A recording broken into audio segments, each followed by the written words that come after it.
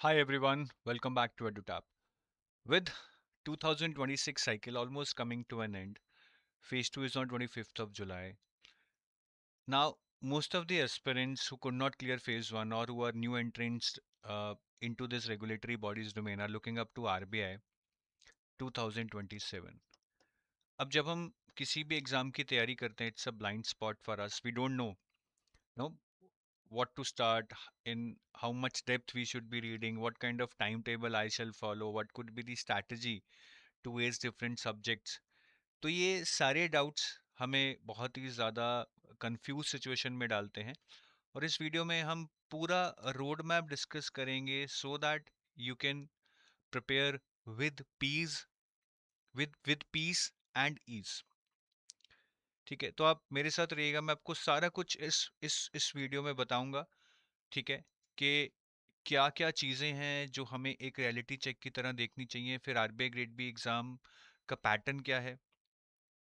फिर different subject की जो स्ट्रैटेजी है, quant, reasoning, English, GA, finance management, ESI, descriptive English, इनकी स्ट्रैटेजी में वी विल डिस्कस अबाउट कि क्या इंपॉर्टेंट एरियाज हैं, कौन से सोर्सेज से हमें करने चाहिए, किस टाइप के क्वेश्चन आते हैं. We will discuss everything. और मैं आपको एक टाइम टेबल भी बताऊंगा that you can follow to do the complete preparation of RBI grade B. तो अगर आपको सही टाइम टेबल मिल जाए, सही सोर्सेज मिल जाएं, सही स्ट्रैटेजी मिल जाए, I think this is what you need. And before I go ahead, I would like to tell you about this guidebook, which is a complete RBI Grade B guidebook जो आपको 0 से 100 तक बता देगी कि प्रिपरेशन कैसे करनी है. वो आप डाउनलोड कर लीजिए. इसको डाउनलोड करने का तरीका बहुत आसान है. आप हमारे वीडियो के डिस्क्रिप्शन में एक लिंक है, उस पर क्लिक कीजिए.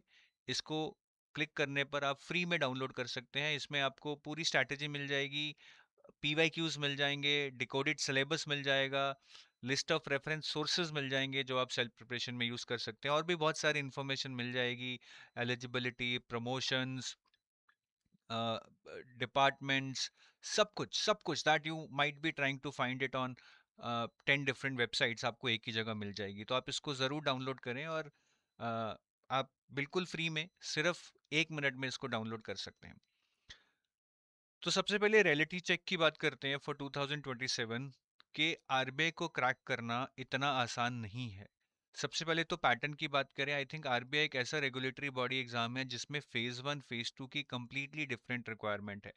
Phase 1 is more about having an analytical mind, जहां पे आपको क्वांट रीजनिंग एस करना पड़ता है, साथ ही साथ करंट अफेयर्स को एक रोट मेमोराइजेशन के थ्रू करने का स्किल भी होना चाहिए. Phase 2 is more about your conceptual knowledge in finance as well as management, and then again rote memorization of current affairs and your writing skills.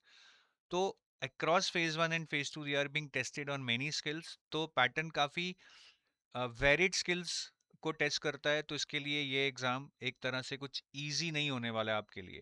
Competition बहुत ज़्यादा है, मतलब लेस देन 0.01% सक्सेस रेट है, less than 0.01%.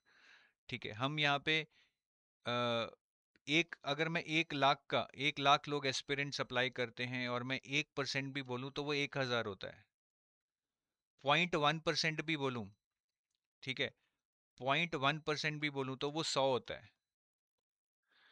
तो आपकी तो मतलब 100 seats भी नहीं है. ठीक है, 0.01 नहीं, आप यहाँ पे 0.05 लगा लीजिए, क्योंकि 50 सीट्स तो आती हैं. तो सक्सेस रेट बहुत कम है. But then that's the story in every competitive exam. Syllabus again काफ़ी वास्ट है. क्वांट, रीजनिंग, इंग्लिश अलग पढ़ना है, फिर करंट अफेयर्स अलग पढ़ने हैं, एफएम पढ़ना है, ईएसआई पढ़ना है, राइटिंग स्किल्स भी करनी है. तो हालांकि यूपीएससी से कम है, but still it is vast for somebody जो कि 5-6 महीने में इसकी तैयारी करना चाहता है. करंट अफेयर्स भी बहुत वास्ट हैं और रोट मेमोराइजेशन टेस्ट करते हैं, काफ़ी लोगों को यहाँ पे दिक्कत आती है, but this is manageable if you start early. फिर वैकेंसीज तो कम है ही, कहाँ हम आदत है हमें 5,000 वैकेंसीज ऐसे बैंकिंग एग्जाम्स में आती हैं. आरबीआई में it's like between 40 to 80 that you will C most of the times in the coming years. तो एक रियलिटी चेक है. मैं आपको इससे डरा नहीं रहा हूँ, सिर्फ इतना बताने की कोशिश कर रहा हूँ कि अगर आप इस एग्जाम को क्रैक करने के लिए सीरियस हैं, start early and start with all your intent. Early करने से कुछ नहीं होगा, कंसिस्टेंट रहना पड़ेगा ताकि डेली आप प्रोग्रेस करें. नेक्स्ट क्वेश्चन सबके दिमाग में ये होता है कि नेक्स्ट नोटिफिकेशन कब आने वाला है, क्या ये रेगुलर एग्जाम है? इसका कोई फिक्स साइकिल नहीं है, बट पिछले 12-13 साल से तो मैं देख रहा हूँ, since 2013 this exam is happening regularly except in the covid year. Next notification कब एक्सपेक्टेड है? 2027 में। It usually comes in the April to June quarter, कभी कभी डिले हो जाता है। In some of the years you will see notification even coming in July and August, but April to June is the time by when you shall be prepared. और तीन चीज़ें जो मुझे लगता है आपको ज़रूरी करनी चाहिए before you start even preparing for this exam seriously, is about the clarity first. ये सोच लो कि आपको इस एग्जाम की तैयारी करनी है नहीं करनी, क्योंकि काफ़ी लोग इसी कंफ्यूजन में रहते हैं कि करें या ना करें, और अल्टीमेटली 2-3 महीने पढ़कर छोड़ देते हैं, उसका कुछ भी फायदा नहीं है।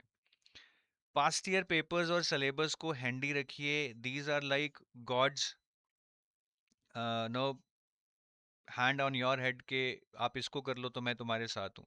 तो पास्ट ईयर पेपर्स और सिलेबस को बहुत अच्छे से देखिए, और न्यूज़पेपर में एडिटोरियल्स पढ़ने की हैबिट अभी से डालिए, so that you develop analytical view point, you remember some data points over a period, और आप एक अच्छा राइटिंग स्किल भी डेवलप कर सकें, बिकॉज अगर आप अच्छा एडिटोरियल्स पढ़ेंगे तो आपकी राइटिंग स्किल भी इंप्रूव होगी। तो ये तीन चीज़ें बहुत ज़रूरी हैं, must have है before you start your preparation. Now I'll like to discuss about the pattern of RBI Grade B exam. हम फेज वन के बारे में पहले डिस्कस करेंगे, फिर फेज टू पे जाएंगे। ओवरऑल 3 फेजेस में एग्जाम होता है, phase one, phase two and phase three which is interview. Phase one से शुरू करते हैं। फेज वन में आपका एक पेपर होता है। उस पेपर में आपके 4 सब्जेक्ट्स आते हैं: जीए, रीजनिंग, इंग्लिश, क्वांट। जीए में सबसे ज्यादा 80 क्वेश्चंस आते हैं, हर क्वेश्चन 1 मार्क का होता है। रीजनिंग में 60 क्वेश्चंस, और क्वांट और इंग्लिश में 30-30 क्वेश्चंस आते हैं। Total 200 questions worth 200 marks. Time total 2 घंटे होते हैं, but this is divided into sectional timing, जहां रीजनिंग में 45 मिनट्स दिए जाते हैं, जीए, इंग्लिश और क्वांट में 25 मिनट्स ईच आपको दिए जाते हैं। तो आप इतने ही टाइम में एक सेक्शन कर सकते हैं, एक सेक्शन का टाइम दूसरे सेक्शन में यूज नहीं कर सकते हैं। यहाँ पे आपको अगर फेज वन क्लियर करना है तो आपको चारों सब्जेक्ट्स में एक सेक्शनल कट ऑफ क्लियर करनी पड़ेगी, जो कि हर साल वैरी करती है depending upon the competition and the difficulty level. और एक ओवरऑल कट ऑफ भी आपको क्लियर करनी पड़ेगी, जो कि अगेन वैरी करती है each year depending upon the competition and the difficulty level. अगर आप सेक्शनल और ओवरऑल कट ऑफ क्लियर करते हैं तो आप फेज वन भी क्लियर करते हैं। यहाँ पे फेज वन एग्जाम में नेगेटिव मार्किंग भी है 1/4, तो तुक्के लगाकर एग्जाम क्लियर करना के बारे में ना सोचें। नेक्स्ट हम पढ़ते हैं कि हम फेज वन में अगर हम बात करें तो हम क्वांट को कैसे एस कर सकते हैं।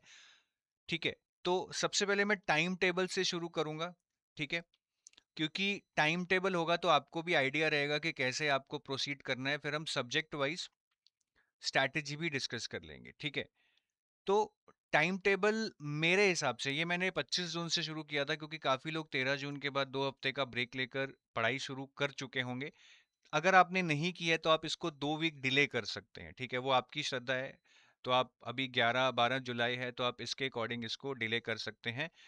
2 वीक का गैप आप ले सकते हैं, आप डेट्स को आगे बढ़ा सकते हैं। तो मैंने इस टाइम टेबल को ब्लॉक्स में डिपेंड किया है। ब्लॉक वन डिवाइड किया है, block two, block three, block 4, block 5. The idea is to focus on limited subjects at a time in one block. जैसे कि फर्स्ट ब्लॉक में 6 वीक्स में हम सिर्फ मैनेजमेंट और रीजनिंग पे फोकस करेंगे। So we are taking one subject of phase one and one subject of phase two, and that is the key. आप सारे सब्जेक्ट्स नहीं उठाएंगे, आप phase one phase two balance करके रखेंगे, साथ में आप मैनेजमेंट की आंसर राइटिंग करेंगे। और एडिटोरियल रीडिंग जैसा मैंने पहले बताया, डे वन से आप शुरू कर लीजिए। आप दी हिंदू न्यूज़पेपर पढ़ सकते हैं। ब्लॉक टू में 9 वीक्स में हम अगेन एक क्वांट जो कि फेज वन का है, एक फाइनेंस जो कि फेज टू का सब्जेक्ट है, उस पर फोकस करेंगे। फाइनेंस की आंसर राइटिंग करेंगे, एडिटोरियल रीडिंग कंटिन्यू करेंगे, और अगर टाइम बचता है हम मैनेजमेंट भी करेंगे। आई एम एज्यूमिंग कि आप हर ब्लॉक में 4 घंटे देंगे डेली। ठीक है, टाइम कम है तो वीकेंड्स पे कंपनसेट कीजिए, टाइम ज़्यादा है तो रिवीजन पे ज़्यादा फोकस कीजिए। ब्लॉक 3 इज अबाउट 4 वीक्स, जहाँ पे हम डिस्क्रिप्टिव इंग्लिश, जो कि बहुत छोटा सब्जेक्ट है, आप उसके बेसिक सीख सकते हैं, और ईएसआई में भी कुछ इंपॉर्टेंट चैप्टर्स पढ़ सकते हैं 4 वीक्स में। साथ में ईएसआई, आंसर राइटिंग और एडिटोरियल कर सकते हैं। ब्लॉक 4 इज अबाउट के नवंबर से नोटिफिकेशन तक, ठीक है। आप अब करंट अफेयर्स शुरू कर सकते हैं थोड़े बहुत, ठीक है। अब पता नहीं नोटिफिकेशन कब आएगी, तो जिन लोगों का नवंबर तक पोर्शन नहीं होगा वो स्टैटिक कंटिन्यू करें, ठीक है। बाकी लोग करंट अफेयर्स शुरू कर लें, ठीक है। और अगर आप नवंबर तक स्टैटिक नहीं खत्म कर पाए हैं, मैक्सिमम अप्रैल तक अपना स्टैटिक पूरा कर लें, उससे डिले फिर आप मत करें। अप्रैल में तो आपको करंट अफेयर्स शुरू करने ही पड़ेंगे, वो तो बहुत देर हो जाएगी। और इंग्लिश आप इस ब्लॉक में कर लें, और क्यूआरई को आप रिवाइज कर लें जो आपने पहले पढ़ी होगी, साथ में सेक्शनल टेस्ट दे लें, क्योंकि QRE is mostly about making a momentum. और एक आंसर आप डेली लिखते रहें।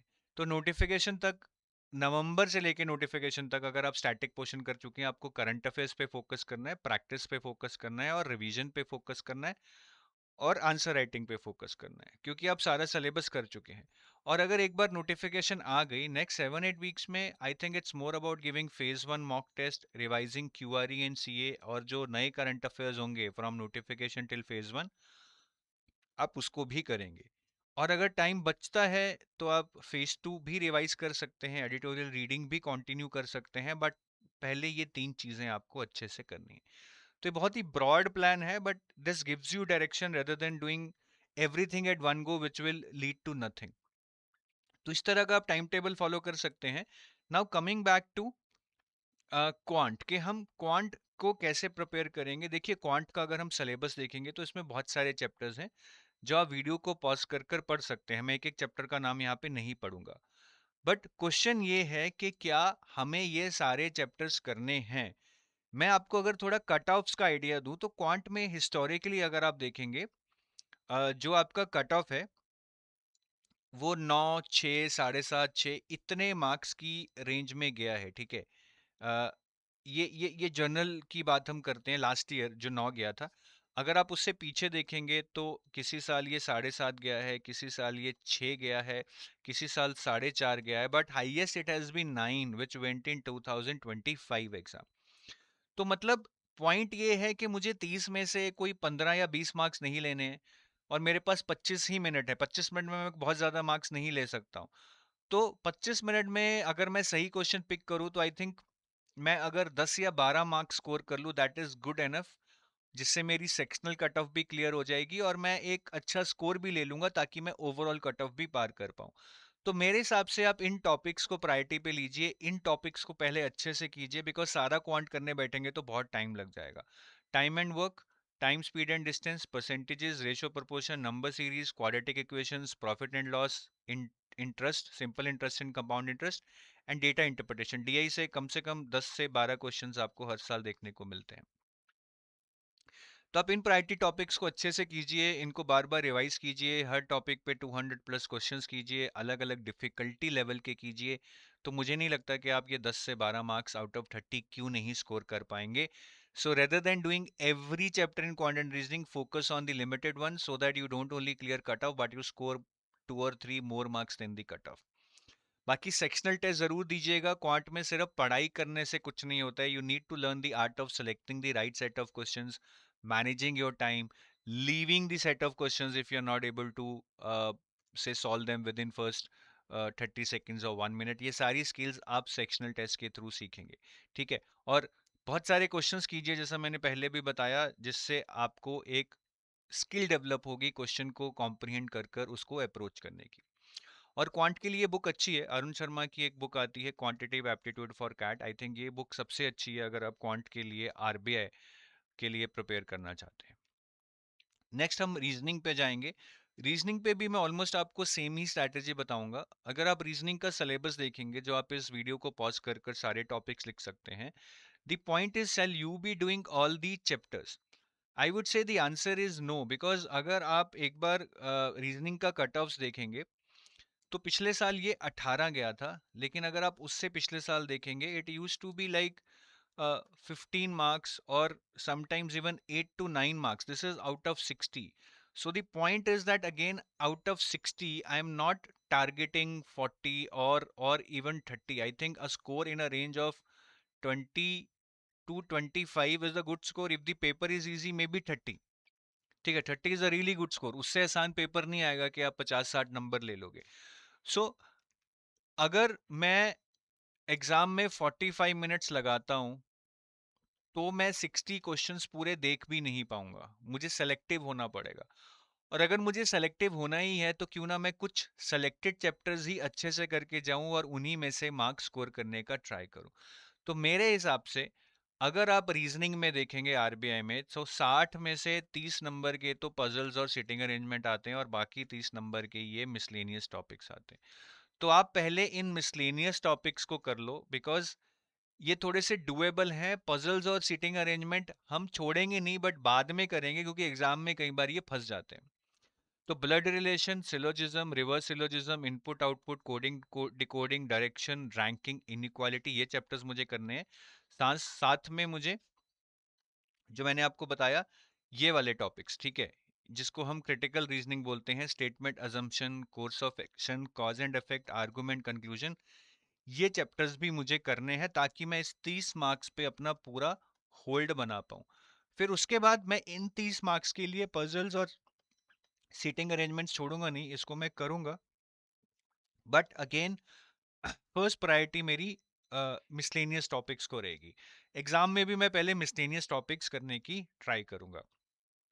इसमें भी आप बहुत सारे सेक्शनल टेस्ट कीजिए और टॉपिक वाइज क्वेश्चंस कीजिए, सो that you get good hold on the topics. ये 3 किताबें हैं. आर एस अग्रवाल की verbal and non verbal reasoning है, जो आप यूज कर सकते हो. और कैट के लिए एक लॉजिकल रीजनिंग की किताब आती है अरुण शर्मा की, ये आप यूज कर सकते हो. जो भी किताब पढ़े उसको सिलेबस और पीवाईक्यू के अकॉर्डिंग पढ़िएगा, नहीं तो टाइम बहुत ज्यादा वेस्ट हो जाएगा. इंग्लिश में क्या करना है? इंग्लिश में देखिए, ग्रामर आनी चाहिए, कॉम्प्रिहेंशन आनी चाहिए, वोकेबलरी आनी चाहिए. अगर आप ये 3 चीजें डेवलप कर सकते हैं, तो आप इंग्लिश में सारे टाइप के क्वेश्चंस कर सकते हैं. बट द पॉइंट इज के learning grammar is a very difficult task. उसके लिए जैसे आप रेन एंड मार्टिन वगैरह पढ़ेंगे तो बहुत टाइम लग जाएगा. आई ऑलवेज सजेस्ट कि आप रिवर्स इंजीनियरिंग करो, जिसमें आप बहुत सारे मॉक्स और सेक्शनल टेस्ट दो, देखो कि किस टाइप के क्वेश्चन आते हैं और इन्हें कैसे अप्रोच करना है, और क्या मेरी स्ट्रेंथ्स हैं और क्या मेरी वीकनेस है. ग्रामर सीखनी है तो rain and Martin is the best book, but I will not suggest that. फिर कॉम्पिटिटिव एग्जाम के लिए एसपी बख्शी की किताब आती है, ये पढ़ सकते हैं. और वोकैबुलरी के लिए word power made easy by Norman Lewis आप पढ़ सकते हैं. जीए को कैसे एस करेंगे? जीए के लिए सबसे पहले तो आपको ये समझना पड़ेगा कि GA is vast ocean of current affairs. आप सारा कवर नहीं कर सकते, ठीक है, बट फिर भी राइट स्ट्रैटेजी से आप अपना स्कोर मैक्सिमाइज कर सकते हैं. जीए के पेपर में जो 80 मार्क्स का पेपर आता है, उसमें डिफरेंट हेड्स में क्वेश्चन आते हैं. स्कीम्स में से आएंगे, reports, RBI notifications, finance current affairs, even agriculture के करंट अफेयर्स आते हैं, ईएसआई के करंट अफेयर्स आते हैं, देन मिसलेनियस करंट अफेयर्स आते हैं, स्टैटिक जीए आता है, फाइनेंस स्टैटिक आता है. ये सबका मतलब मैं आपको समझाऊंगा. अब इसके आगे आप वेटेज देख रहे हो 2024 का, 2025 का और 2026 का भी मैं आपको बता दूंगा. वेटेज को आपने बिल्कुल कंसिडर नहीं करना है. इसका रीजन मैं ये बता रहा हूं कि वेटेज बहुत ज्यादा फिकल है, चेंज होता रहता है. जैसे कि नॉर्मल करंट अफेयर्स यहाँ 15 नंबर के आए थे, फिर 26 के आए, और इस बार ये 35 प्लस नंबर के आए हैं. आरबीआई नोटिफिकेशंस यहाँ 20 नंबर की आई, फिर 8 की आई, और यहाँ पे 4 नंबर की आई. तो कोई चीज आप देखेंगे लगातार कम होती रहती है, फिर एकदम दोबारा बढ़ जाती है. कोई चीज एकदम बढ़ती रहेगी, फिर एकदम कम हो जाएगी. तो ये होता रहता है. आपने वेटेज नहीं देखनी है कि लास्ट ईयर में क्या थी. आपने इन एरियाज पे फोकस करना है, सारे एरियाज करने हैं, और फिर आपने एग्जाम के लिए तैयारी करनी है. और यहाँ पे मैं ये बताना चाहूंगा कि आरबीआई में जो करंट अफेयर्स आएंगे वो बैंकिंग से अलग होते हैं या हो सकते हैं. तो आप बैंकिंग वाले सोर्सेज पे रिलाय मत कीजिए. यहाँ पे बहुत सारी चीजें आपको पढ़नी रहेंगी जो बैंकिंग सोर्सेज में नहीं होती हैं. करंट अफेयर्स आपको 3 से 5 महीने के पढ़ने हैं before your phase 1 exam. 5 months is ideal. अगर कोई बहुत बिजी है, बिल्कुल टाइम नहीं है, 3 मंथ्स से कम तो चलेगा नहीं, बट 3 मंथ्स भी रिस्की हो जाएगा. Minimum 5 months of current affairs you shall be reading. ठीक है, अब करंट अफेयर्स के सोर्सेज क्या हैं? स्कीम्स के लिए आप पीआईबी वेबसाइट पढ़ लीजिए, पीआईबी एक गवर्नमेंट वेबसाइट है। रिपोर्ट्स के लिए अगेन पीआईबी वेबसाइट और हिंदू न्यूज़पेपर। आरबीआई नोटिफिकेशन आप आरबीआई वेबसाइट से पढ़ लीजिए। फाइनेंस करंट अफेयर्स के लाइव मिंट या बिजनेस स्टैंडर्ड में से कोई एक आप ले लीजिए। ठीक है, ESI current affairs Hindu newspaper से हो जाएंगे, मिसलेनियस करंट अफेयर्स भी हिंदू न्यूज़पेपर से हो जाएंगे। स्टैटिक जी रैंडम रहता है, इसका कोई ऐसा डेफिनेट सोर्स नहीं है। फाइनेंस स्टैटिक अगर आप अपना फेज 2 का सिलेबस करेंगे, उसमें जो आप फाइनेंस पढ़ेंगे वहां से आपका ये पोर्शन कवर हो जाएगा। तो ये मेरे जीए के स्टैंडर्ड सोर्सेज हैं। अब मेरे हिसाब से इन सोर्सेज को खुद से पढ़ना बहुत ज़्यादा टाइम कंज्यूमिंग है। आप यहाँ से पहले पढ़ेंगे, फिल्टर करेंगे, नोट्स बनाएंगे। Instead you can use compiled magazines by various institute. सारे इंस्टीट्यूट्स कंपाइल्ड मैगजीन्स देते हैं, कुछ फ्री देते हैं, कुछ पेड कोर्सेज में देते हैं। तो आप रिसर्च करके ढूंढ सकते हो कि कहाँ से आपको सूट करेगा। एडू टैब की बात करें तो हमारी कंपाइल्ड मैगजीन्स पेड रहती हैं। हम 4 कंपाइल्ड मैगजीन्स देते हैं। करंट टैब, करंट ऐप में आपका जीए आ जाता है, ईएसआई करंट अफेयर्स आता है, फाइनेंस करंट अफेयर्स। ये तीनों चीजें आपकी करंट ऐप में आ जाएंगी। Schemes tab is about schemes, reports tab is about reports, RBI news tab is about RBI notifications. तो इस तरह से हम जितने भी हेड्स आपके एग्जाम में आ रहे हैं, सारे हेड्स इन 4 डिलीवरेबल्स के थ्रू कवर कर देते हैं। अब इनको पढ़ना कैसे? अगर मैं स्कीम्स की बात करूं तो स्कीम्स, अगेन आप वेटेज को भूल जाइए, ये मैंने जानबूझ के यहाँ पे रखा है क्योंकि इसका कोई मायने नहीं रखता। मैं आपको ये याद दिलाना चाहता हूँ। स्कीम्स जनरली आपके सिलेबस से ही रिलेटेड होती हैं, जो आपका फेज 2 का सिलेबस है ईएसआई का। जैसे कि अगर अर्बनाइजेशन पे स्कीम आती है तो आपके सिलेबस में है, इसलिए आ रही है। माइग्रेशन आपके सिलेबस में है। विमेन गर्ल्स, जैसे कि बेटी बचाओ बेटी पढ़ाओ, स्वधर गृह, ये स्कीम्स आती हैं तो ये आपके सिलेबस जेंडर इश्यूज से रिलेटेड है, इसलिए आ रही हैं। एम्प्लॉयमेंट जनरेशन पे अगर मनरेगा आती है तो आपके सिलेबस से रिलेटेड है, इसलिए आ रही है। तो जितनी भी स्कीम आपके एग्जाम से पूछी जाती हैं, 90% of the times they would be related to your syllabus. तो आपको सिलेबस से रिलेटेड स्कीम्स पढ़नी है, एमए कुछ भी नहीं पढ़ना है। ठीक है, और जो सिलेबस से रिलेटेड स्कीम्स पढ़नी है, वो भी वही स्कीम्स पढ़नी है जो एग्जाम से 5 से 6 मंथ्स बिफोर न्यूज में थी। न्यूज में होने का मतलब है कि उनको नया लॉन्च किया गया था, उनको अपडेट किया गया था, उनको कोई अवार्ड दिया गया था, उनमें कोई कंट्रोवर्सी हुई थी, किसी भी रीजन के कारण वो न्यूज में थी, उनको आपने पढ़ना है। और अगर किसी स्कीम को ढूंढना है कि वो न्यूज में है या नहीं, तो उसका बेस्ट वेबसाइट है पीआईबी। जो भी स्कीम न्यूज में होती है उसको वहां पे मेंशन किया जाता है। रिपोर्ट्स की बात करें तो हमारी 8 बेसिक रिपोर्ट्स हैं। Economic survey, union budget, financial stability report by RBI, annual report by RBI, currency and finance report by RBI, trends and progress in banking sector by RBI, world development report by world bank, world economic outlook by IMF. ये मेरी 8 basic reports हैं जो मुझे पढ़नी ही पढ़नी है। उसके अलावा कोई भी रिपोर्ट जो मेरे फेज 2 के सिलेबस से रिलेटेड है, फॉर एग्जांपल जेंडर इक्वालिटी मेरे फेज 2 के सिलेबस में है, अगर इससे रिलेटेड कोई रिपोर्ट आती है वो भी मुझे पढ़नी है। अगर एनवायरनमेंट से रिलेटेड कोई भी रिपोर्ट आती है वो भी मुझे पढ़नी है। अगर पॉवर्टी से रिलेटेड कोई भी रिपोर्ट आती है वो भी मुझे पढ़नी है। तो इन 8 रिपोर्ट्स के अलावा कोई भी रिपोर्ट अगर मेरे सिलेबस से रिलेटेड आती है वो मुझे पढ़नी है। बट उसके लिए 2 कंडीशन फुलफिल होनी चाहिए। पहली, वो रिपोर्ट एग्जाम से 5-6 मंथ्स बिफोर रिलीज होनी चाहिए, ऐसा नहीं कि 1 साल पुरानी पढ़ रहे हो। दूसरी चीज, वो रिपोर्ट रिलीज होनी चाहिए किसी फेमस ऑर्गेनाइजेशन से, रेप्यूटेड ऑर्गेनाइजेशन से, जैसे UNESCO, United Nations, world bank, Asian development bank, OECD, ILO, जो बड़ी बड़ी ऑर्गेनाइजेशंस हैं। इंडिया इंडिया की बात करें तो RBI, SEBI, ministry of finance. तो लेटेस्ट रिपोर्ट्स होनी चाहिए, should be release within 5 to 6 months before my examination, and they should be release by famous organisations. RBI notifications, they are the regulations which are release by RBI. तो ये हमें RBI की website पे मिलेंगी। ठीक है, तो इसमें ज्यादातर फैक्चुअल इंफॉर्मेशन पूछी जाती है, आपने आरबीआई नोटिफिकेशंस में फैक्ट्स पे ही फोकस करना है। फाइनेंस करंट अफेयर्स के अंदर मेरी जितनी भी रेगुलेटरी बॉडीज हैं, आरबीआई के अलावा सेबी, इरडा, पीएफआरडीए, उनके रेगुलेशंस पूछ लिए जाते हैं।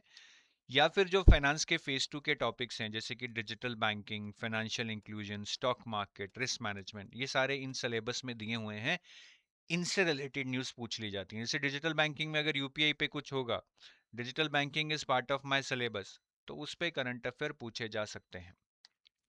ईएसआई में भी या तो GDP projections, repo rate settings या इन्फ्लेशन पे क्वेश्चन पूछ लिया जाएगा, या मेरे फेज 2 के जो टॉपिक्स हैं जैसे रीजनल इकोनॉमिक कोऑपरेशन है ना, हम यहाँ पे देखेंगे regional economic cooperation, international economic institutions, ये जितने भी टॉपिक्स मेरे सिलेबस से हैं उससे रिलेटेड कोई क्वेश्चन पूछा जाएगा, ठीक है।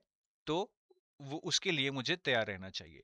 तो मोटा मोटा आप देख रहे हैं कि मैंने आपको पहले भी बताया था कि सिलेबस को समझना बहुत जरूरी है, तो मैं बार बार रेफर कर रहा हूं कि सिलेबस से रिलेटेड ही करंट अफेयर्स आपके एग्जाम में पूछे जाते हैं। फिर नॉर्मल या मिसलेनियस करंट अफेयर्स में basically national news, international news, summits and conferences, defence वाली news, days in news, person in news, sports, science and tech, awards and honours, environment, books and authors, ये चीजें पूछी जाती हैं। ये main heads हैं जिसमें से मिसलेनियस करंट अफेयर्स में पूछे जाते हैं। फिर स्टैटिक में no, either they can ask you static GA, जिसमें वो बेसिकली यही पूछेंगे dams, rivers, mountains, wildlife sanctuaries, या तो वो पूछेंगे, या फिर they will ask you about finance static, जिसमें वो फाइनेंस के स्टैटिक कॉन्सेप्ट, बैंकिंग के स्टैटिक कॉन्सेप्ट्स आपके पूछ लेंगे जो आपके फेज 2 सिलेबस से अगेन रिलेटेड होते हैं। तो अगर आपने फेज 2 की तैयारी करी है तो आप इसको आराम से कर लेंगे।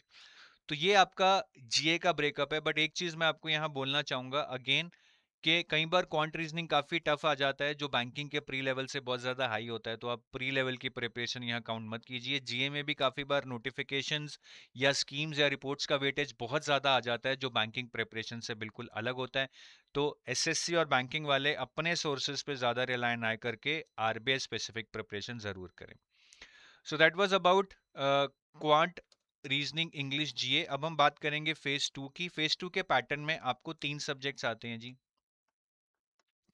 तीनों पेपर आपके 100 मार्क्स के होंगे। फेज 2 आपका 300 मार्क्स का होगा, इंटरव्यू 75 मार्क्स का। टोटल जो आपकी मेरिट लिस्ट है वो 375 मार्क्स में से मिलेगी। पेपर 1 आपका इकोनॉमिक एंड सोशल इश्यूज है, इसको हम ईएसआई भी बोलते हैं। पेपर 2 इंग्लिश राइटिंग स्किल्स है, and paper 3 is finance and management, जिसको हम एफएम भी बोलते हैं। ईएसआई और एफएम का कॉमन पैटर्न है, 100 नंबर में से 50 नंबर का ऑब्जेक्टिव आएगा, 50 नंबर का डिस्क्रिप्टिव, ठीक है। 50% ऑब्जेक्टिव एंड 50% डिस्क्रिप्टिव, और डिस्क्रिप्टिव आंसर्स आपको ऑनलाइन कीबोर्ड पे लिखने होते हैं, पेन एंड पेपर पे नहीं। एफएम का भी सेम पैटर्न है। इंग्लिश राइटिंग स्किल्स में आपको 3 क्वेश्चंस आते हैं, एसे, प्रेसी एंड कॉम्प्रिहेंशन, वो 3 क्वेश्चंस आपको करने होते हैं, ठीक है। तो ये पूरा फेज 2 का पैटर्न है। अब हम अगर सबसे पहले एफएम की बात करें, ठीक है, FM is finance and management, these are two different subject. सबसे पहले हम मैनेजमेंट की बात करते हैं। मैनेजमेंट में अगर आप टॉपिक्स देखेंगे, motivation, leadership, communication, all these topics are very generic topics, and otherwise also the syllabus is very limited because there are no current affairs in management. So ये हमें पूरा पढ़ना है, इसमें ऐसा नहीं है कि ये चैप्टर इंपॉर्टेंट है ये छोड़ देना है। मैनेजमेंट हमें पूरा पढ़ना है। मैनेजमेंट में 50 नंबर्स का जर्नली मैनेजमेंट आता है। ये टोटल 100 नंबर का पेपर है, इसमें से जर्नली, ठीक है, वैसे तो ऊपर नीचे हो सकता है, 50 नंबर का मैनेजमेंट आएगा। इसमें से your target score should be 40 plus और मे बी 45 ऑल्सो, अगर आपकी डिस्क्रिप्टिव अच्छी है। तो आप इन टॉपिक्स को मल्टीपल बार रिवाइज कीजिए, एमसीक्यूज को बार बार कीजिए, ताकि इसमें आप मार्क्स ना लूज करें। क्वेश्चन या तो 1 मार्कर आएंगे या 2 मार्कर आएंगे पैराग्राफ बेस्ड, ठीक है। और डिस्क्रिप्टिव मैनेजमेंट में बहुत इजी होता है। In fact management is the easiest part of your entire preparation.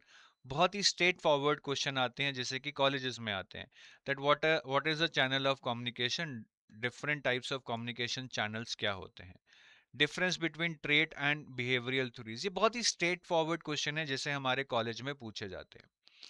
अब नेक्स्ट क्वेश्चन ये आता है कि जो मैनेजमेंट का नोटिफिकेशन में सिलेबस दिया गया है, मोटा मोटा ये जो मैंने येलो में हाईलाइट किया है, जैसे कि introduction to management, personality, perception, motivation, leadership, EI, conflict, organisational change, ethics, corporate governance, communication, same same जो मैंने आपको इस लिस्ट में यहाँ पे दिया था। Shall I be sticking to this syllabus only? Main topics शायद आपको यही स्टिक करने हैं, बट एक चीज का ध्यान रखना है कि यहाँ पे टॉपिक का जो सब हेड्स हैं, जैसे मोटिवेशन के अंदर उन्होंने ये थ्योरीज दी हैं कि आप मैस्लो पढ़ लो, एल्डरफर पढ़ लो, मैक्लेलैंड पढ़ लो, हर्सबर्ग पढ़ लो, एडम्स पढ़ लो, वी रूम्स पढ़ लो। तो इन्होंने ये 6 थ्योरीज दी हैं मोटिवेशन के अंदर, बट क्या इस थ्योरी के अलावा नहीं पूछ सकते हैं कुछ और? पूछ सकते हैं, ठीक है। जैसे इन्होंने थ्योरी एक्स और थ्योरी वाई पे ये क्वेश्चन पूछा था, तो थ्योरी एक्स और थ्योरी वाई आपके सिलेबस में नहीं है डायरेक्टली मेंशन, बट मोटिवेशन की इंपॉर्टेंट थ्योरी है। तो मेन टॉपिक्स आप यही रखिए, बट टॉपिक्स के अंदर जो सब टॉपिक्स हैं, जो थ्योरीज हैं, उनको आप प्लीज ऐसे मत कीजिए कि बस ये लिखा है तो यही पढ़ना है। उसके अलावा भी अगर कुछ थ्योरीज हैं स्टैंडर्ड बुक्स में, आप उनको भी पढ़ लीजिए। और ये मैनेजमेंट की 3 बुक्स हैं जो मुझे लगता है आपको पढ़नी चाहिए। Principles and practices of management by L M Prasad, Indian author है, बहुत अच्छी किताब है। Organisational behaviour by L M Prasad, again बहुत अच्छी किताब है, इंडियन ऑथर है। Business ethics and corporate governance by B N Ghosh, ठीक है। और ये दोनों किताबें एल एम प्रसाद की हैं, लेकिन दोनों आपने पढ़नी है, सेलेक्टिवली पढ़नी है, एज पर योर सिलेबस। अब हम बात करेंगे फाइनेंस की। मैनेजमेंट हमने कर लिया, अब हम फाइनेंस की बात करेंगे। फाइनेंस में क्या टारगेट स्कोर होना चाहिए जी? फाइनेंस 50 मार्क्स का अप्रोक्सीमेटली आता है, जिसमें से I think 35 to 40 should be your target score. Finance में न्यूमेरिकल एक ऐसी चीज है जो काफी लोग पूछते हैं कि हमें करने चाहिए या नहीं करने चाहिए। देखिए, पेपर जर्नलिस्ट प्रोफाइल के लिए हो रहा है, non finance non commerce background वाले भी लोग इस पेपर को देते हैं। तो आप देखेंगे मोस्ट ऑफ द इयर्स में न्यूमेरिकल नहीं आए हैं। अगर आप पिछले 4-5 साल देखेंगे, बस 2025 में 6 मार्क्स के न्यूमेरिकल आ गए थे। So why to take the risk? हमें न्यूमेरिकल्स करने हैं, और बेसिक फॉर्मूला अगर हमें पता है, न्यूमेरिकल्स आसान आते हैं, वो हम कर लेते हैं। फाइनेंस का पेपर स्टैटिक और करंट का मिक्स आता है। मैनेजमेंट का तो टोटल ही स्टैटिक आता है। Finance is a mix of static and current. तो अगर 50 मार्क्स का फाइनेंस आ रहा है, ऑब्जेक्टिव अराउंड 25 मार्क्स का आएगा, डिस्क्रिप्टिव भी 25 मार्क्स का आएगा। लास्ट ईयर वैसे ज्यादा आ गया था जी फाइनेंस, 37 मार्क्स का आ गया था, क्योंकि मैनेजमेंट जो बाकी 25 मार्क्स का आना था, वो सिर्फ 13 मार्क्स का आया। तो लास्ट ईयर मैनेजमेंट का वेटेज लेस था ऑब्जेक्टिव में, इसलिए फाइनेंस का वेटेज बढ़ गया। But that was an exception, most of the years 25-25 ही रहता है। तो फाइनेंस में जो 25 मार्क्स का एग्जाम आता है, उसमें स्टैटिक और करंट का वेटेज जर्नली 50-50% रहता है। काफी बार 0 मार्क्स के करंट अफेयर्स भी देखे गए हैं। So it can happen. Descriptive में स्टैटिक बेस्ड और करंट अफेयर बेस्ड अगेन थोड़ा बराबर ही रहता है। अगर मैं स्टैटिक पोर्शन की बात करूं, जो मुझे ऑब्जेक्टिव और डिस्क्रिप्टिव के लिए प्रिपेयर करना है फाइनेंस में, तो ये इंपॉर्टेंट चैप्टर्स हैं जो मुझे लगता है जिनमें से एग्जाम भी आएगा, और ये कोर भी है, क्योंकि अगर ये चैप्टर मैंने कर लिया तो मेरी काफी अच्छी तैयारी हो जाती है। Income statement, balance sheet, cash flow and ratios, primary and secondary market, risk management, inflation, derivatives, bonds, functions of RBI, fiscal policy, financial institutions, banking system and NBFCs and alternate sources of finance, ये chapter को आपको top priority पे करना है। Question भी इसी में से आएंगे, एटलीस्ट ऑब्जेक्टिव, और कोर पार्ट भी यही है। यही समझ आ गया तो फाइनेंस समझ आ जाएगा, ठीक है। और इसमें 2 मार्कर क्वेश्चंस आते हैं, बड़े बड़े पैराग्राफ बेस्ड। इनकी आप प्रैक्टिस कर लेना, जहाँ पे एक पैराग्राफ दिया जाता है और पैराग्राफ के बेस पर 3-4 क्वेश्चंस पूछ लिए जाते हैं। काफी लोग इनकी प्रैक्टिस नहीं करते हैं, तो नहीं कर पाते हैं। अब पॉइंट यह है कि क्या मैं अदर चैप्टर्स छोड़ सकता हूं? I would say no. देखिए, डिस्क्रिप्टिव की हम बात करेंगे, ऑब्जेक्टिव के लिए ये सफिशिएंट है, पर डिस्क्रिप्टिव में हो सकता है कि क्वेश्चन यहीं से आ जाए। जैसे लास्ट ईयर्स में डेरिवेटिव्स पे क्वेश्चन आया था, ठीक है, फंक्शंस ऑफ आरबीआई पे क्वेश्चन आया था, बट फाइनेंशियल इंक्लूजन पे भी क्वेश्चन देखने को मिला है, जो कि इस लिस्ट में नहीं है। ये आपके सिलेबस में लेकिन है। तो डिस्क्रिप्टिव में कुछ ऐसे क्वेश्चंस आ सकते हैं जो कि मेरे इंपॉर्टेंट चैप्टर्स की लिस्ट में नहीं है, बट डिस्क्रिप्टिव के क्वेश्चंस करने के लिए हमें चैप्टर्स को बहुत डिटेल में पढ़ने की जरूरत नहीं है। तो हमें बाकी चैप्टर्स छोड़ने नहीं है, उनको एक रीड जरूर देनी है, एक ग्लांस जरूर देना है, ताकि वी आर वेल प्रिपेयर्ड। अब बुक्स, फाइनेंस की कोई स्टैंडर्ड बुक नहीं है मार्केट में। ये 3 किताबें हैं जो मैकमिलन पब्लिकेशन की हैं, इसमें से आप मिक्स एंड मैच कर कर पढ़ सकते हो। Indian economy and Indian financial system, principles and practices of banking and accounting and financial management for bankers, ये तीनों जैब की किताबें हैं। मैकमिलन पब्लिकेशन इसे पब्लिश करता है, आप इसको अमेजोन पे देख सकते हैं। तो ये JAIB करके एग्जाम होता है बैंकर्स के लिए, उनकी बुक्स हैं, बट ये बहुत ही रफ लैंग्वेज में लिखी गई हैं, इनको समझना बहुत ज़्यादा मुश्किल है। करंट की बात करें तो ऑब्जेक्टिव में जो करंट आते हैं उसमें बेसिकली तीन चीजें आती हैं, या तो फाइनेंस करंट अफेयर्स आएंगे या रिपोर्ट्स आएंगी। ये मैं दोनों ही आपको पहले फेज वन में समझा चुका हूं। Same terminology, same thing applies here, सिर्फ ड्यूरेशन बदलेगा। वहां पे मैंने आपको 5 मंथ्स बोला था, यहाँ पे 6 to 9 months of these things shall be done before your examination. बाकी कुछ भी नहीं बदला है, सब लॉजिक सेम है जो मैंने आपको फेज वन में बताया था। तो अगर आप फेज वन के करंट अफेयर अच्छे से कर लेंगे तो आपके फेज टू के फाइनेंस करंट अफेयर्स भी हो जाएंगे। डिस्क्रिप्टिव के लिए जो करंट बेस्ड क्वेश्चंस आते हैं वो या तो रिपोर्ट्स में से आते हैं, ये वही रिपोर्ट्स हैं जो मैंने पहले आपको फेज वन में बताई थी, सेम रिपोर्ट्स हैं, इकोनॉमिक सर्वे, यूनियन बजट, या फिर एडिटोरियल्स में से आते हैं, जैसे कि लाइव मिंट या इकोनॉमिक टाइम्स में जो एडिटोरियल्स देखने को मिलते हैं। तो जैसे ये एक क्वेश्चन आया था growth investing versus value investing पे, ये इकोनॉमिक टाइम्स के एडिटोरियल से आया था। फिर एक क्वेश्चन आया था फ्री एआई कमेटी रिपोर्ट पे, ठीक है, यूजेस ऑफ एआई पे क्वेश्चन आया था, जो आरबीआई की फ्री एआई कमेटी रिपोर्ट थी उससे आया था, जो मैं ऑलरेडी बता चुका हूं कि जो आरबीआई की डिफरेंट रिपोर्ट्स हैं वो भी आपको पढ़नी है, वहां से भी क्वेश्चन आ सकते हैं डिस्क्रिप्टिव। ठीक है, ये यूनियन बजट से आया था जी क्वेश्चन आपके एग्जाम में, तो यूनियन बजट भी मैंने आपकी इस लिस्ट में ऐड किया हुआ है। तो ये रिपोर्ट्स और एडिटोरियल्स अगर आप पढ़ जाएंगे तो आपका अच्छे से डिस्क्रिप्टिव पोर्शन फाइनेंस का हो जाएगा। ईएसआई की तैयारी कैसे करनी है? ESI is totally current affair based exam, जिसमें स्टैटिक का वेटेज बहुत कम है, इसमें ज़्यादा मार्क्स नहीं आते हैं, क्योंकि जैसे जैसे करंट अफेयर्स का वेटेज बढ़ता है वैसे वैसे हमारे मार्क्स कम होते जाते हैं, बिकॉज करंट अफेयर्स बहुत वास्ट हैं। यहाँ पे टारगेट स्कोर 60 to 65 का रखना है। और काफ़ी लोगों को लगता है कि ESI is a very tough exam, कि उसमें इकोनॉमिक्स बहुत टफ होगी, बट मैं आपको एक बात बताऊं कि इकोनॉमिक्स बेयर मिनिमम भी अगर आपको आती है ना, कॉन्सेप्ट्स पता है, आप इस एग्जाम को आराम से क्रैक कर सकते हो, बिकॉज इसमें कोर इकोनॉमिक्स आपको पूछ ही नहीं रहे हैं, इकोनॉमिक्स से रिलेटेड करंट अफेयर्स पूछ रहे हैं। और जो ईएसआई का एग्जाम है उसमें इकोनॉमिक्स हार्डली 50 मार्क्स की आएगी, बाकी 50 मार्क्स के सोशल इश्यूज आएंगे, सोशल इश्यूज जो हमारे सामाजिक समस्याएं हैं, urbanization, migration, gender issues, social discrimination. So ESI is not just about economics. It's economics plus social issues, and social issues is good 50% part of your overall examination scheme. तो economics तो पहले ही 50 number की रह गई, 100 की नहीं है, और उस 50 में से भी मेजोरिटी आप देखेंगे करंट अफेयर्स ही आते हैं। तो ईएसआई में ओवरऑल करंट अफेयर्स का वेटेज 75% है, मतलब 100 में से 75 नंबर के करंट अफेयर्स और 25 नंबर का स्टैटिक देखने को मिलेगा। और अगर मैं इसको फर्दर बाइफरकेट करूं तो ईएसआई जो 100 नंबर का है उसमें से ऑब्जेक्टिव 50 और डिस्क्रिप्टिव 50 नंबर का आएगा, 50-50% वेटेज है। ऑब्जेक्टिव में स्टैटिक का वेटेज ऑलमोस्ट जीरो है, 5 marks is also very rare, otherwise zero है। करंट का वेटेज 45 मार्क्स या 50 मार्क्स तक रहता है, मतलब 50 में से 50 ऑब्जेक्टिव में करंट अफेयर्स आते हैं, स्टैटिक आता ही नहीं है। डिस्क्रिप्टिव जो 50 मार्क्स का है इसमें भी मेजॉरिटी वेटेज करंट अफेयर्स का है, बट कुछ क्वेश्चन स्टैटिक पे आ जाते हैं। तो जो स्टैटिक पोर्शन आपको प्रिपेयर करना है that is mainly for descriptive part, क्योंकि ऑब्जेक्टिव में तो ये 0 नंबर के ही आ रहे हैं। तो स्टैटिक के जो चैप्टर्स हमें पढ़ने हैं, ठीक है, ये स्टैटिक के जो चैप्टर्स हमें पढ़ने हैं, इसमें मेजॉरिटी मैं आपको यही बोलूंगा कि आप कोर चैप्टर्स पढ़िए, जिससे आपके कॉन्सेप्ट क्लियर हो जाए, ताकि आप करंट अफेयर्स भी समझ पाए।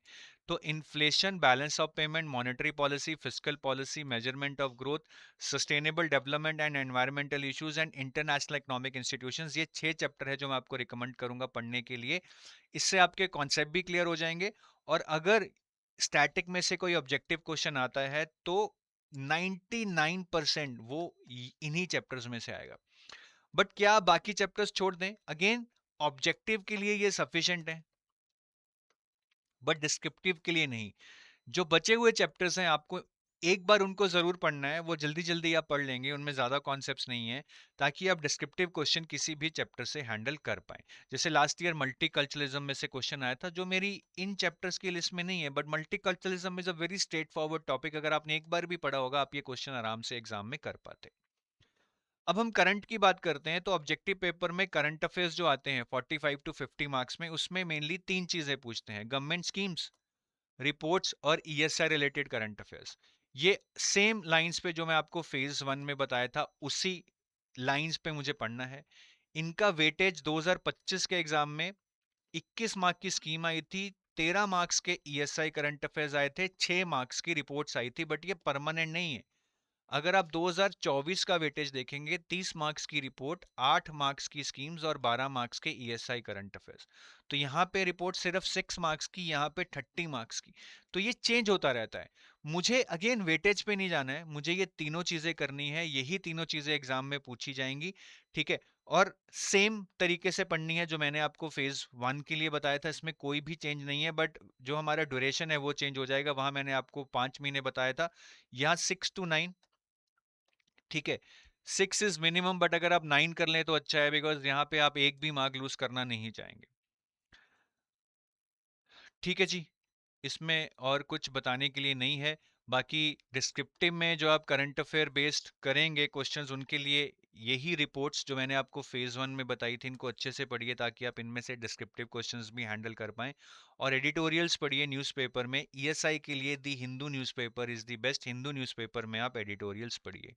अब मैं आपको कुछ एग्जांपल्स देता हूं, जैसे आरबीआई 2025 में सस्टेनेबल डेवलपमेंट रिपोर्ट पे क्वेश्चन आया था।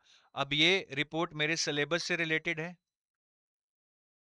मेरे सिलेबस से रिलेटेड है, मैं बार बार कह रहा हूँ सिलेबस से रिलेटेड पढ़िए। और वो पढ़िए जो एग्जाम से 6 से 9 महीने पहले रिलीज हुई थी।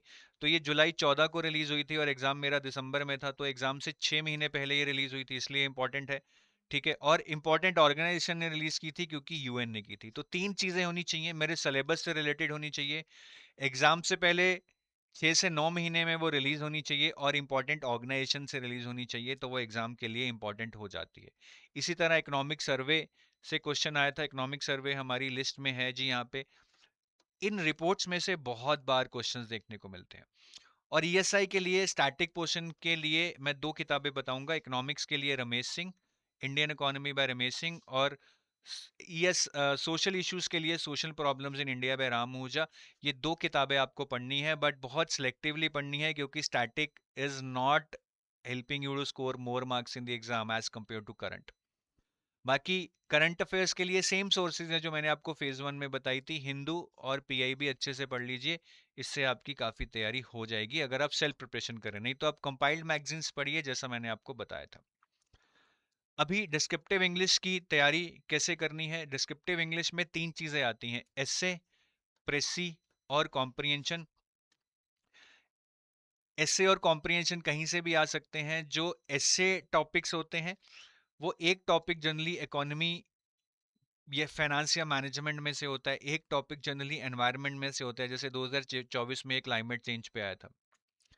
एक टॉपिक जनरली टेक्नोलॉजी या इंटरनेट या सोशल मीडिया पे होता है, ठीक है। कुछ सोशल इश्यूज पे भी होगा, जैसे ये है, discuss what would be social economic and environmental impacts of hosting Olympics in India. कुछ अब्स्ट्रैक्ट भी होते हैं, anyone who stops learning is old whether at 20 और 80। तो अगर आप सारे हेड्स में कुछ टॉपिक्स कर जाएंगे, there is a good chance कि आपको एग्जामिनेशन में एक टॉपिक ऐसा मिल जाएगा जो आपने पहले से पढ़ा होगा। और डिस्क्रिप्टिव इंग्लिश के लिए आप ज़्यादा से ज़्यादा एडिटोरियल्स पढ़ें और उनको टाइप करें नोट पैड में। माइक्रोसॉफ्ट वर्ड में मत टाइप कीजिएगा, बिकॉज आपके स्पेलिंग और ग्रामर मिस्टेक्स ऑटो करेक्ट हो जाएंगे, आपको पता भी नहीं लगेगा आप क्या मिस्टेक्स कर रहे हैं। तो एडिटोरियल्स को नोटपैड पे टाइप कीजिए, अपनी लैंग्वेज में कीजिए, ग्रामरली को यूज़ कीजिए सेल्फ एवेल्युएट करने के लिए। ये चीज़ करेंगे तो एरर इंप्रूवमेंट होगी, आपके सारे grammar, punctuation, spelling mistakes highlight होंगे, आपकी टाइपिंग स्पीड बढ़ेगी डेली टाइप करने से, आप बेटर स्ट्रक्चर में लिखना सीखेंगे, because editorials are already written in a structure manner. आपका कंटेंट बहुत एनरिच हो जाएगा, बिकॉज आप बहुत अच्छे डेटा पॉइंट्स पढ़ रहे हैं जिनको आप यूज़ करना स्टार्ट कर देंगे। तो ये बहुत विन विन सिचुएशन है, सिर्फ डिस्क्रिप्टिव इंग्लिश में नहीं, सिर्फ बल्कि आपको ईएसआई और फाइनेंस में भी हेल्प करेगा। बाकी टाइम टेबल मैं पहले आपको बता चुका हूँ। The idea is try and finish the syllabus by November, which is as per this time table. और ब्लॉक्स में कीजिएगा, एट वन गो मत कीजिएगा, कंफ्यूज हो जाएंगे। एक ब्लॉक में दो ही सब्जेक्ट्स पे फोकस कीजिएगा, कंटिन्यूस रिवीजन कीजिएगा, वीकेंड्स पे ज़्यादा टाइम लगाइएगा, 4 घंटे डेली पढ़िएगा, consistency will help you win. So that is all I have. और अगर आप कुछ कोर्सेज देख रहे हैं तो आप हमारी वेबसाइट पे जा सकते हैं edutab.in पे। यहाँ पे जाके आप कोर्सेज में जाकर आरबीआई ग्रेड बी कोर्सेज पे जा सकते हैं। हमारे पास काफ़ी कोर्सेज हैं कॉम्प्रिहेंसिव प्रिपरेशन के लिए। गोल्ड और सिल्वर कोर्स है। Gold course is phase 1 2 plus interview. Silver course is only for phase 2 plus interview. Gold course आपको कॉम्प्रिहेंशन प्रिपरेशन देगा, सिल्वर कोर्स आपको फेज 2 की प्रिपरेशन देगा। करंट अफेयर्स फेज 2 वाले फेज 1 में भी काम आ जाएंगे। और ये टेस्ट सीरीज है। जो आप सेल्फ प्रिपरेशन कर रहे हैं तो आप ले सकते हैं। फेज 1+2 की भी है, फेज 2 की भी है, जिसमें चैप्टर वाइज टेस्ट होंगे। ठीक है, प्रीवियस ईयर पेपर्स भी मिलेंगे, फुल लेंथ मॉक्स भी मिलेंगे, डिस्क्रिप्टिव टेस्ट भी मिलेंगे फुल लेंथ मॉक्स में, जो आप अटेम्प्ट कर कर इवैल्यूएट करवा सकते हो। ठीक है, सो ये 2027 के कोर्सेज हैं। तो आप 2027 क्लिक कर कर ये सारे कोर्सेज देख सकते हैं। So that is all I have from my side. Thank you, have a nice day, bye bye.